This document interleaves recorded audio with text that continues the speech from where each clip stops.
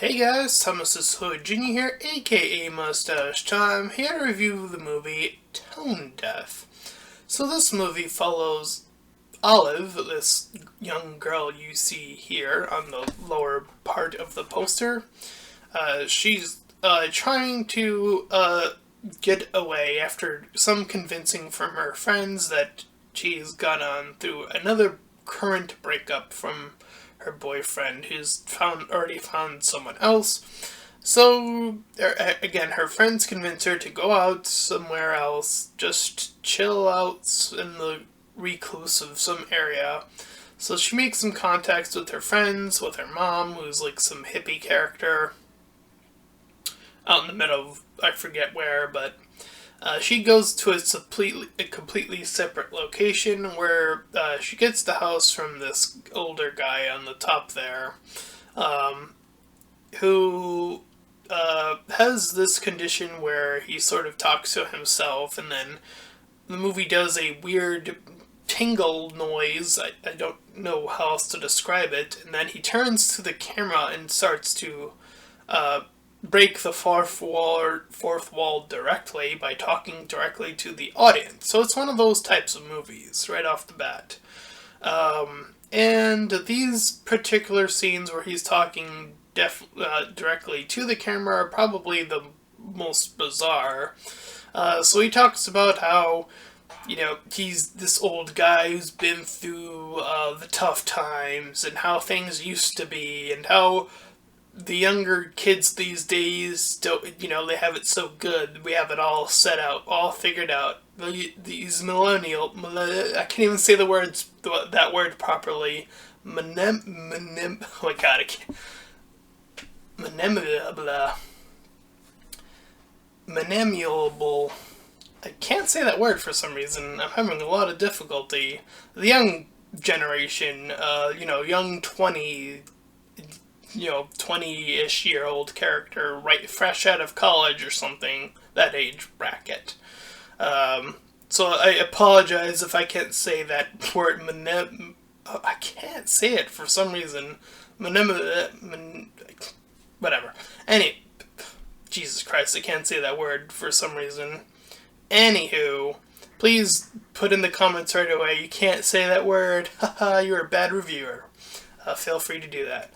Anywho, so this movie definitely has a bizarre sort of tone it's going for. Tone deaf. I don't know if there's a joke implied in that. I wasn't. Yeah, that pun I just parsed onto you. I'm not sure if that was like supposed to be like a part of what I was supposed to get out of that, but I guess that's what they were going for. Nonetheless, this guy is talking about that sort of stuff, and he eventually comes to the conclusion that one of the only things he hasn't done yet is murder someone. So, that is a lot of stuff to do, by the way, throughout your life, to figure, yeah, I haven't killed anyone yet, let's do that. Very bizarre, very bizarre motivation of like, yeah, I've done it all except kill someone, so I'm gonna do it. So she's living at his place for like rent or whatever, and then like a few other people by there, and then he like captures like this woman that was like there previously, Angus or whatever her name was. So he brings her over like to talk to her, and then like knocks her out, and then eventually after some talking, after like almost killing her like twice over, he finally just goes through with it after like some talking. He finally gets his first kill, but I don't know, he doesn't quite feel satisfied with that quite enough. He's gonna completely keep stalking the main character out, all the while having a few more conversations to us, the direct audience. And I don't normally do this because my laptop usually lags out, but I did have my notes, and I did want to bring out one of the ones that I just thought was more relevant to me. By the way, I should also mention, I wrote this in my notes as well, is that she plays the piano and her character is tone deaf. Um, so, she's not particularly good at the piano, but everyone keeps telling her that she is. So I believe I also wrote his name on the notes, or maybe I didn't. No, I did. Harvey. There we go. So I have his name now. So yes. So we see his son come over. So he also has a son, I guess. Um, which he does talk about briefly in the movie as well. And then more bizarreness happens as we see into this Harvey's head, this land of white vision where he sees like these women in blue for some reason, and then when he's back there again, we see various babies. It's all weird nonsense. So yeah, all of uh, does like some stuff, calls her friends or one of her friends, uh, meets this guy named James at like a bar, like she's like trying to date someone new. As they're talking, it seems like it's going okay. Then she leaves, and then like he drugs like the drink potentially, but she doesn't go for it. The drink actually, um, but she still offers him to go on the date anyway, regardless. But again, still doesn't take the actual drug. So she goes to this car wash, gets some stuff, and then she learns that the people there have drugs, so she gets some drugs. So Harvey does some tool setting and goes off to like go find out where this guy is, I guess. Um, and he goes over there where he headed, and then like kills him, this James guy, and then kills this woman that like he already had her eyes and mouth covered, like stitched together. Uh, so he takes some clothes and like tosses some bags of them, I guess he has in there, like some of their parts. I don't know. Um, So again, we're seeing more bizarreness from him. We're seeing these two guys in blue kiss or whatever. Again, it's so bizarre. Um, she like calls Harvey over, or like to say everything's fine. When she notices one of the pictures were backwards, or moved. So she calls her friend afterwards. Uh, and then we go back to Harvey, and this is the reason I brought the notes back up. He talks about how he gets less praise than a YouTube video. YouTube comments. He literally mentioned YouTube, and I know that feeling, to not get enough praise on YouTube, to feel like you are just not doing enough. You feel like you're not doing enough, but I did.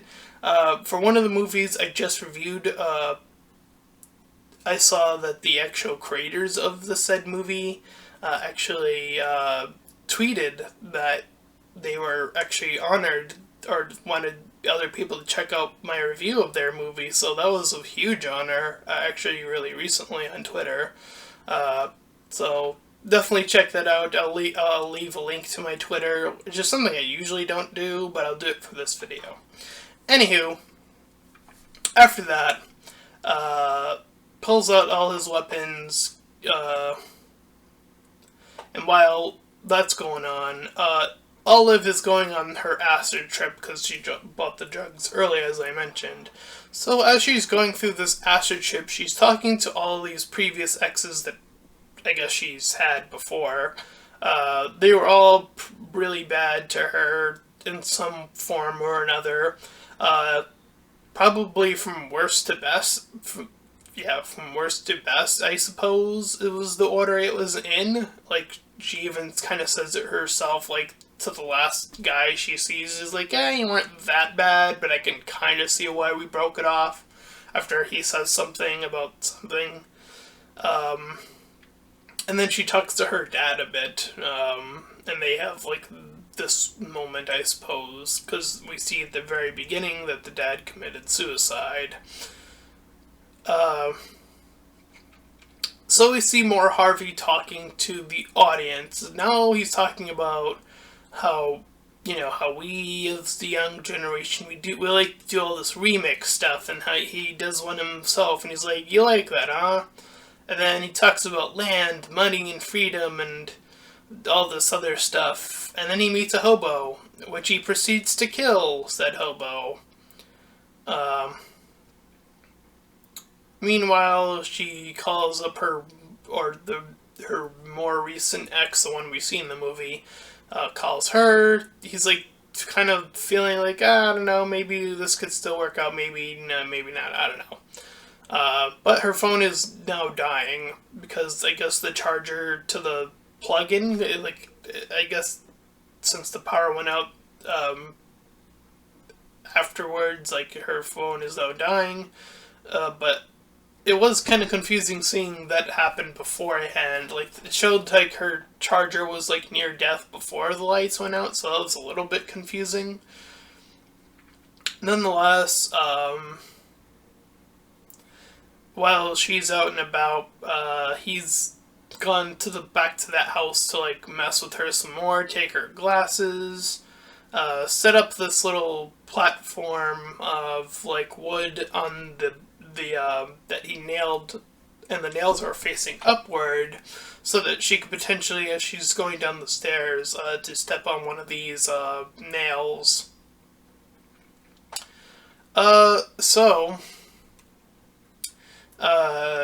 She hears some music when she's like in her room sleeping while he was like setting all this stuff downstairs. So she like hears the music, calls her mom first, and then tries to call the police, but she runs out. Probably would have done that in reverse order, but whatever. I guess it all works out because the mom actually ends up making it after a few inconveniences, just to make it more tense, I suppose. So she makes some prayers, hopes for the best. She doesn't have her glasses, so she can't see as well. Heads out. She's trying to bring her contacts. Brings up a spider to her face instead, because the guy set that up earlier. So she's freaking out, and the mom doesn't want, because the mom is now informed, she also doesn't want to call the cops. She wants to be the hero, and she also wants to save the day and, make things right. We see Harvey crashing the glasses after pulling them away. Calls out to her, like, pulling out the whole innocent act, I suppose I'll call it.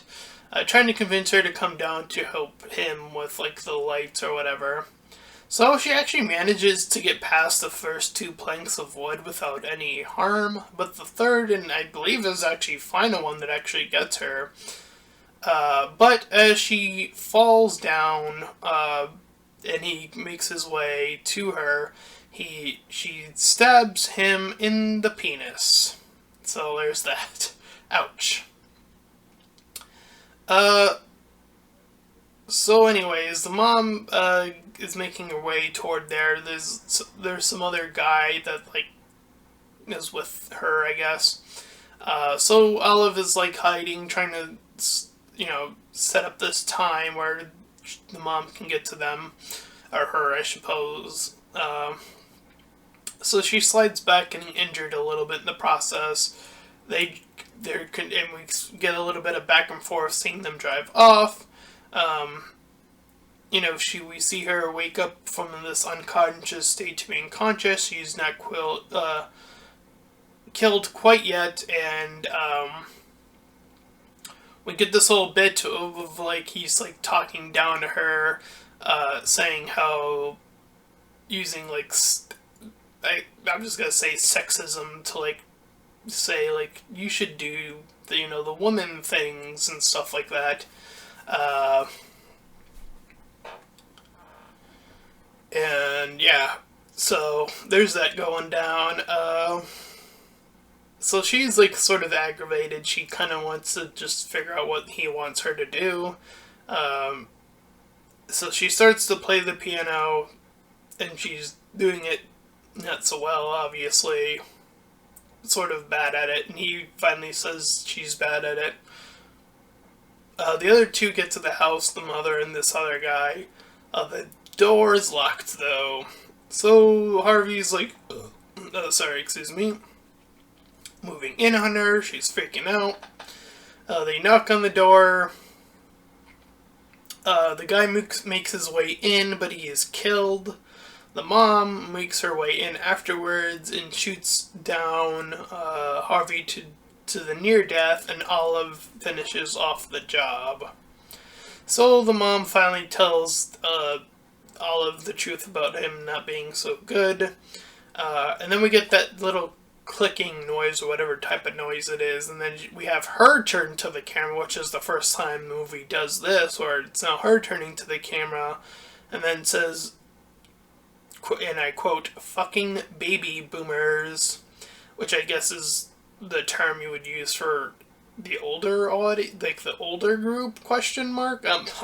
I'm not too familiar with that term myself. I guess that's what that means. I don't know what age range that is either, so I shrug. Anyways, we cut to her and the mom, you know, finally, like, celebrating, or, like, not celebrating, I should say, lamenting, I suppose is the word, of her father and the mother's proper husband from before, the one that committed suicide. And they just sort of hang there, and that is the movie Tone Deaf. This is a bizarre movie. I don't know how to feel about it. It is very bizarre. I was not expecting a lot of what I saw. I was not expecting the fourth wall breaks. I was not expecting sort of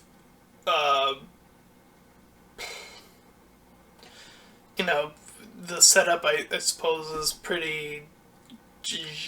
It's not. I don't want to say it's too common, but in horror, I suppose it can be a little bit more used. Of, like, character has this, like, offset of something. That being her eyesight, not her tone deafness, by the way, I'm referring to. And sort of toying with that a little bit. Again, we get that sometimes. I'm just having trouble remembering, like, because I watch a lot of horror movies, among other movies, but again, I'm just having a lot of trouble remembering the actual names of these movies. So if you have any, let me know in the comments as well. Again, there are definitely some weird moments as well, again, with the guy having these weird, bizarre visions. I don't know, like, it definitely feels like it's trying to play off the first word as of, like, hey, that's sort of the joke. The movie itself is tone deaf. In its tone. I know that's some weird phrasing right there, but again, the word I would use more to describe this movie is definitely bizarre. There are definitely some bizarre moments here. I don't know if all of it was necessary either. Again, a lot of these vision parts, they don't really add anything to the film particularly, except to show some really bizarre random stuff, like odd. And you know, the whole age gap thing and like the whole generation thing, I do think it was a little bit more like, we're gonna take a direct stab, like the old guy's gonna take a direct stab at the younger character in her age, and then it's gonna happen at the end, vice versa. More direct, like, haha, I got you with the direct words. I do think that there's a way to play around with that more subtly as well. Um, but then again, in this scenario where you have characters breaking the fourth wall, again, I don't know if that's again, very bizarre, of like what it's trying to accomplish here. Mocking both old people and young people, again, it happens directly in the film from both characters. Again, old to young and then young to old. And I guess I would say I suppose it is part of the older guy's character. Again, and I just feel like her response is just based purely off of that. And other than that, what we know about her is she's bad at playing the piano, and she has had bad experiences with exes, apparently. And she's also partially blind, I guess. She has a few character weaknesses, I suppose, but it definitely, and we see his struggle as well, as the struggle is real, as the little smaller head up there is suggesting. This is definitely a very, very peculiar movie to score properly, I feel.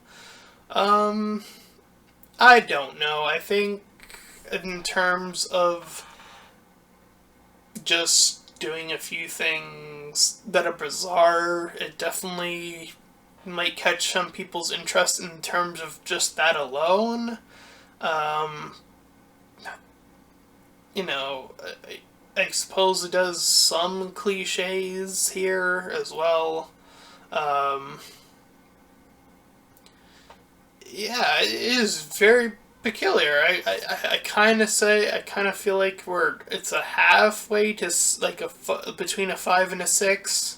I suppose I can say a 5.5-ish type of movie. If that's okay. I don't know. Anyways, that is my review for Tone Deaf. And if you did enjoy this review, then please feel free to comment. Don't make me feel like the old man was right. Please comment and subscribe. Also make sure to check out those links in the description. One will head you over to the Discord server, the other to my Patreon page. Any donations are greatly appreciated. And until next time, everyone, bye-bye.